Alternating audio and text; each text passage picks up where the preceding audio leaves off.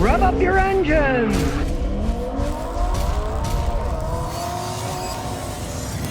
Now you've got so many choices in cars these days.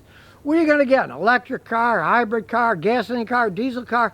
Well, personally, I feel pure electric cars, they're not here yet. And hybrid cars, well, they're relatively proven technology, as in Lexus. Lexus has been making hybrid cars since 2005.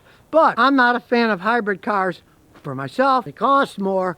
You hardly ever get your money back over the small gas savings versus what you pay for the car. Unless, let's say, you're an Uber driver. You do a lot of stop and go driving where it makes a tremendous difference in the gas mileage in town. Now, this is a 2022 Lexus. It is a normal car with a 4-cylinder gasoline engine and a turbo. A Lexus with 4-cylinder. I want a V8 or a 6-cylinder. Well, they owned a previous version of 2020, and they didn't like it because it didn't have the oomph that they wanted. They used to have the Land Rover. They got rid of that because they listened to me. We got out of warranty, they got rid of it. And they liked the Lexus, except they said it didn't have the oomph. So instead, they bought this. And this has plenty of oomph. It's 275 horsepower turbo, so it does have plenty of oomph. Toyota realized they had the oomph, they had it on their engines. That's the one problem that I had when people brought me to service them in the past. I'd get in them, I didn't want to insult the people, so I didn't say anything to them, but I'd take my wife for a ride and she'd say, you know, my old Lexus is 20 years old, has more power than this thing does. They do have the power now, and they get decent gas mileage. He's averaging, say, around 26 miles a gallon for something this fast. As we look under the hood, you can see it's nicely appointed. There is working room on this thing. It's not jam-packed in. And as you can see up here, got the 2.4 liter engine. It's a modernized version of a proven basic engine. These things can go a really long time. Now, it is turbocharged, but it's not like you got a 1.1 or 1.5 tiny little turbocharged engine. It's a nice size. Toyota's always made great 2.4 liter engines. They got a history of it. If you keep changing the oil every 5,000 miles, don't listen to this 10,000 mile nonsense. Oil's cheap, engines aren't. It's going to last quite some time. And what's it hooked up to? An 8-speed automatic transmission. When you hook up to the all-wheel drive, it's a joy to drive. It's not one of those CVT transmissions. Because serious drivers, they're not going to be happy with the CVT transmission. It's kind of like a motorboat, the way they go. They bobble around. They're just not crisp. This thing is extremely crisp. It's fun to drive. Now, he paid a reasonable amount for it because they thought, if we're going to buy it, we might as well go whole hog. Yeah, you can see it started out as a $46,000 car, which really today is the average price of a new car. But they added everything on it, so it was $56,000 by the time it was all over. Now, this is loaded. The suspension package, large wheels. It rides beautifully. Now, the only thing that they don't really like about it, it's got that stupid auto start stop stuff. So every time you get in the car, you got to push it so it doesn't turn it off. Now, really, it's a luxury car. They want to have a good driving experience. They're sick and tired of the car turning itself off and on again. Come on, people. Why don't you just make them so you can turn them off permanently? Not have to push the button every time. I don't know. I suppose that has something to do with the EPA gas mileage ratings, that if they did that, it wouldn't count. I don't know.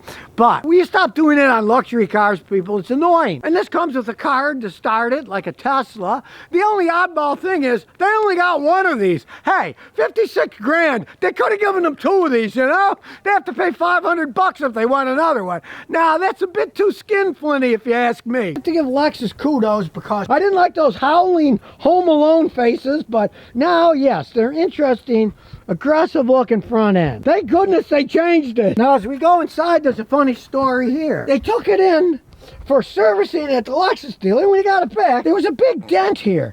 Now, this is in stock. So he goes to the dealer and says, hey, you guys dented down here with a tool or something. They didn't seem to know what to do with it, so he looked up, and in Japan, he found these cool aftermarket ones, and they installed them on it, so, hey, I think they're cooler looking anyways. What the heck? Now, the owners were amazed that something like that would happen at a Lexus dealer. It happens at all dealers these days. They pay the workers less, so the owners make more. Now, you notice it's got Mark Levinson sound systems. My wife's Lexus has the sound system. They're 20 years old and they still sound phenomenal. Black and chrome. It's got nice racing seats that are extremely comfortable. And the back ones are comfortable too. And they paid extra and got the gigantic sunroof, moonroof, whatever you want to call it, roof. Power knockoffs. You can charge your phone directly without plugging it in. No more wires. So we'll start her up. There is no key, there's a card. And here comes the light show. Got a nice little light show going on here. Turn the automatic start stuff off. There it is. Now it is turned off. There it is. Turned off, so I don't have to deal with that crap. It's got traction control, collision avoidance. It's got all that stuff. Does have the electric park and brake, but I mean, you know, that's how it goes these days. They're all going that way. And you got the little camera setup. Here we go, look. We can look all around this camera, baby. You get to see everything. Hey, if you run into something, there's my matrix. It's your fault for not looking. Look at that. I mean, now that is what I call a camera surrounding setup. Heated steering wheel. It's like a motorcycle. Really nice F-Sport steering wheel. Really feels good. Get a nice quiet engine, humming along. And really, you'll find that the 275 horsepower feels a lot larger because it's a turbo. You'll see when we take it for a ride, this thing's no slouch. It doesn't need a V6 or a V8 engine. The vehicle's a decent size, but it's not outrageously large. It doesn't need a V8 engine. You're not going to worry about getting stuck with all-wheel drive. A nice conservative sound, and it does have Bridgestone run flat tires. Now, the lady of the house, she's not totally happy with it. They ride a little bit on the rough side, but as you can see, they're 20-inch. They're not too low profile. They don't ride all that bad for run flat tires. But here's something that people normally don't think about, but you would on this. All-wheel drive vehicle, you get a bad tire, you got to replace all four. Because if you replace one, the computer that runs the all-wheel drive's going to try to equilibrate for one being worn, another not being worn. It'll wear the internals on a transfer case, an all-wheel drive system. So, if your run flat tire does get destroyed, you gotta buy four of those babies, and they're not cheap. So let's take it for a spin. Of course, as we do, you can see, this baby was made in Japan. That's where you want it made. And as you can see, there's the back up camera, but there's the whole thing. Easy to back up, you get to see everything. It's a good system, I gotta say.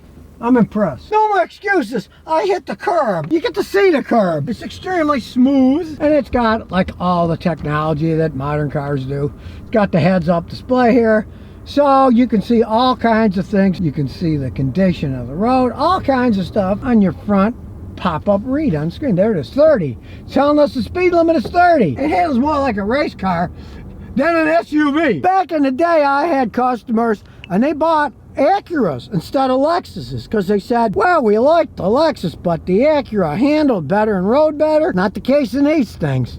They've upgraded, especially if you pay extra like she did. Probably worth it. I mean, hey, the base price of this thing is a little bit less than the average cost of an average car these days, so why not spend a little bit more if you really want to get the full package? Now, of course, I'm a cheapskate, so I'll buy one of these when it's 8 or 10 or 12 years old and pay a lot less, but you're getting a brand new one, you might as well go all out. It just warned us about cross traffic, did a pretty good job.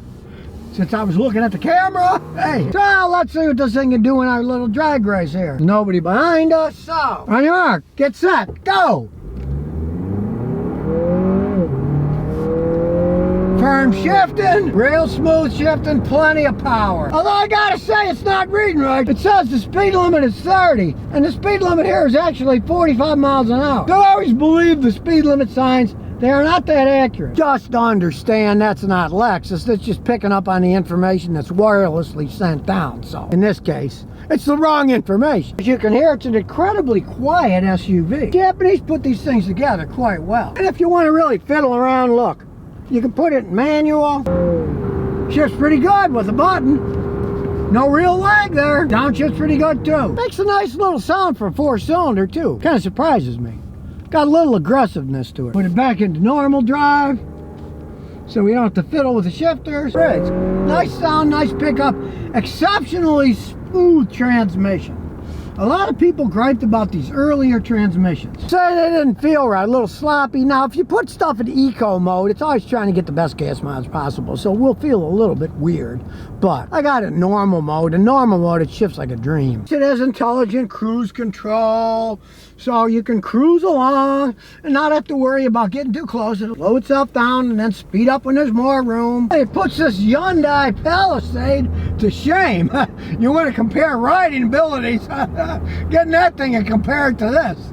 One's a magic carpet ride and one's Kind of like a dinosaur. Well, at least the speedometer is caught up to it, and it says what the real speed limit is. It says 45 miles an hour now, whether you can read it or not with a camera. I can see it with my eyes perfectly well. The cameras are kind of hard to read these screens, which is interesting because I can see it perfectly fine. It doesn't flicker for the human eye. It only flickers for the camera. Well, I guess robots can't drive these Lexuses that well, but people can. And like I said, you get on the twisties with this thing. It is just a joy to drive. It's fun, I gotta say. They had an earlier version with a smaller engine. They did not like it. They said it just didn't have the oomph. And they're totally satisfied with this, except for the automatic shutoff that they gotta keep pushing the button on. They don't like that, but they like everything else about it. Well, it didn't warn us about cross traffic this time, so really, depend on your own head and your own eyes when you're driving. You know, these add-on things are great if you're not paying attention, but don't stake your life on them. Drive the car. Watch what you're doing. Like I said, this is why self-driving cars, I mean, it's a fantasy. It's never going to work out all that well. There's too many variables involved that screw things up when a machine is driving a car and it misses something that a human is easily going to be able to see. So I imagine for quite some time, we humans are going to be driving these cars around. They're not going to be driving themselves. I don't want my wife within 100 yards of this car because she'll want me to buy one for her. And the road Lexus is still working perfectly fine. I'm a cheapskate, right? But there's not that many negatives to it. Yes, it's a 4-cylinder turbo, but it's a big enough 4-cylinder engine. Oh no, it's too late. Here she comes. Maybe she'll want a Christmas present in one of these. These are run flat tires, but they actually rode quite well. I'm shocked. The old run flat tires were crap. That's why they took them off most of the manufacturers, like BMW. They rode so bad, people hated them.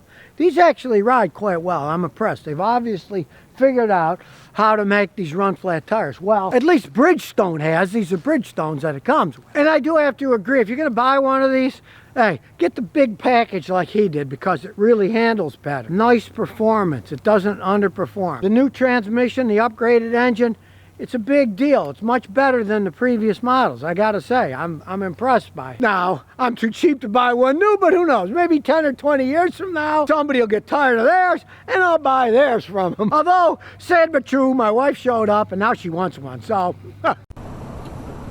So if you never want to miss another one of my new car repair videos, remember to ring that bell.